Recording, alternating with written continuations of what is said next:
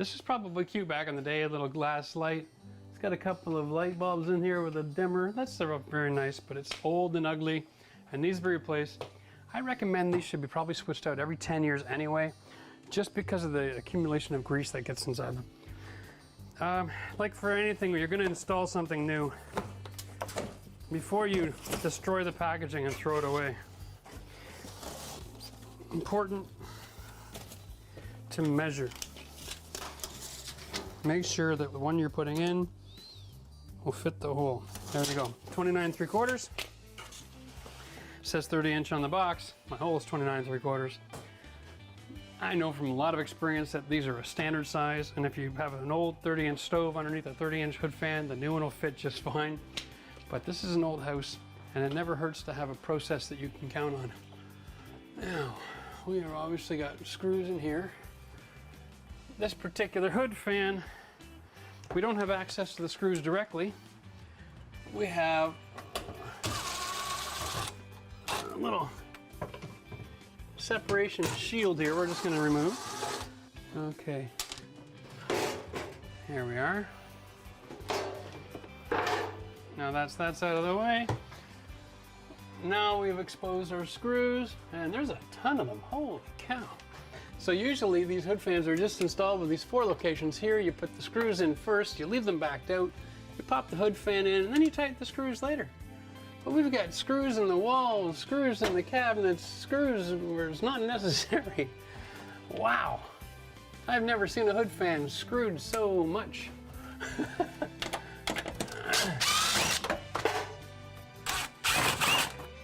Now this is the part I was looking forward to.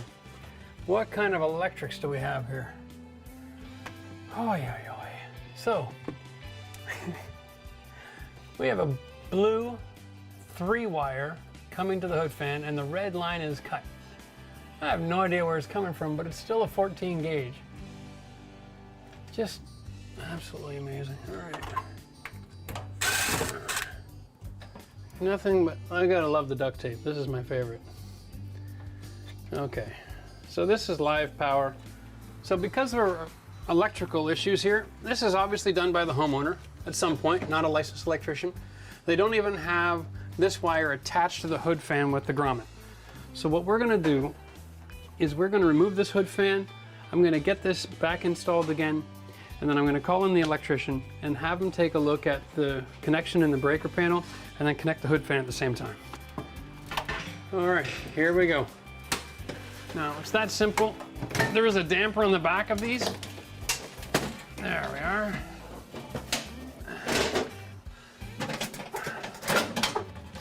There's our wire. It's actually in pretty good shape back there. So when you're dealing with something like this in your own home, as a homeowner in Ontario, you have to check with your own municipality or county about this, but you are allowed to handle your electricity in your own home. Whether or not that's a good idea, you know, it all depends on you. But in this case, because we couldn't even short the breaker out to identify it, I have a lot of serious questions about how this is wired. So we're calling an electrician in because A, this isn't my house, and B, we're not exactly sure what's going on. So we're not even going to try to hook this back up again. Always best to get a licensed electrician in. And here's another tip for you. If you need an electrician to come into your house, if we install the hood fan and leave the wires in there ready to roll, then he's here for a small amount of time. If you ask him to install the hood fan for you, he may or may not know how, and he might end up leaving again before he even starts. So it's best to have the appliance installed, ready to go, and then call for rewiring. Here we go, hood fans today. Packaging. Remove the screens. What we're looking for here is the brand new adapter for the back to match up the existing access, and here it is. This particular unit, as will most nowadays, comes with options for a rear vent or top vent. Rear vent means out through the wall, and here's our thing there. Cute. We'll see what those are for in a minute. This is our electrics. Open up the housing here, and we have option for rear. We'll set this aside for now. We're taking a look at preparing our hood fan for install. Of course, we have our measurement, right? It's just under 30 inches. Our electrics are coming through the rear at 7.5. So I'm going to double check. 7.5 is here. Our hole in the wall is in the wrong spot. Now, because it's just drywall, you can always create a new hole and then move the wire over. So we are going to put this little plastic cap on the wire.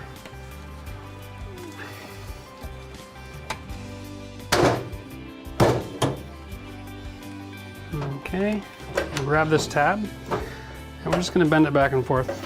This works better when both sides are loosened up. There we are.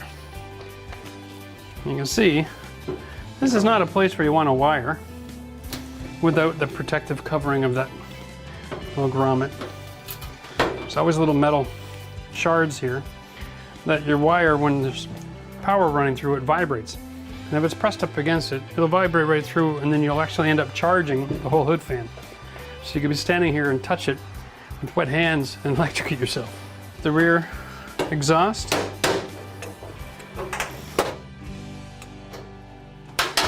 So these are mostly broken away. There's just a couple of little weak spots that you gotta break loose.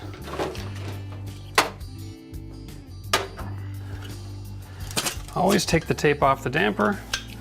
You'd be surprised how many times I've been called into a situation where the homeowner's like, I just don't have good airflow in my hood fan. And it turns out it's something as simple as someone didn't take the tape off. We're upside down right now, so it'll stay open. Whenever we invert it, it'll stay closed. Now the screws for mounting this are always found somewhere on this unit. And this one comes with a top mounting plate, which we don't need. So this will be discarded, but we'll save the screws. These are just machine screws. You can actually get that one started. And just slide that right in. It's a lot of little pieces to be holding with one hand. So little trick there.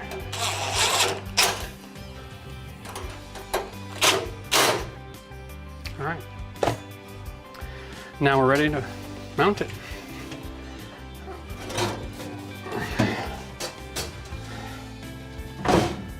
So the mounting process is simple. What we need to do is measure to where these screws here are going to go. You can see these 4 locations where the screws go. It's designed on purpose, where you put the screw into the cabinet first, leave them hanging, so you can put this in and then slide it to the back. So we're just going to mark our locations. 3 1/8 and 11 inch. 3 1/8 and 11 inch. This hood fan is 6 inches deep. The old one was only 4 1/4. So this hood fan is actually going to sit over top of the tile. So we got to account for that depth. And we're going to add an extra 1/4 inch to each of these markings.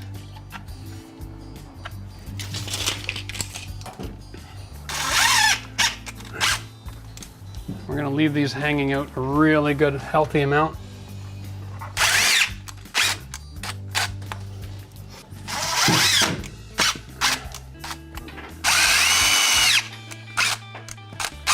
Here's the trick. The idea here is to get it in position, and you're more focused about the exhaust. You want to get that exhaust damper first. Once you get the exhaust damper, pull on the wire until we get that grommet in place. You can see that my screws are in a decent position. Probably didn't pull them forward enough. So I'm just going to set 2 of them to hold the weight of this unit. And then we're going to readjust our screws right up to the front. There we go. So in the package that came with the hood fan is this cute little suction cup thing. And this tool is designed for your halogen light installation. And it's a little suction cup, and you put it on your halogen light bulb and you use it to screw it in. The reason you have to use this is because human hands secrete oil, and if it gets on the bulb will overheat and it'll blow up and it will stop working. So whenever you're changing a halogen bulb, wear gloves, do anything you can, but separate yourself from the bulb and it'll last forever. And that's all I can do. We got to call the electrician to get this sorted out. But basically all you have to do is pop your lights in. These are, oh, they're MR2. Those are the little halogen lights with the 2 pins. So you got to put them in and give them a quarter turn. That's why this. So then you would put your light bulb on here, give it a twist, and you're done. So I'll call the electrician. I'll have him bring me a couple of bulbs while he's at it, and then he can get this all powered up.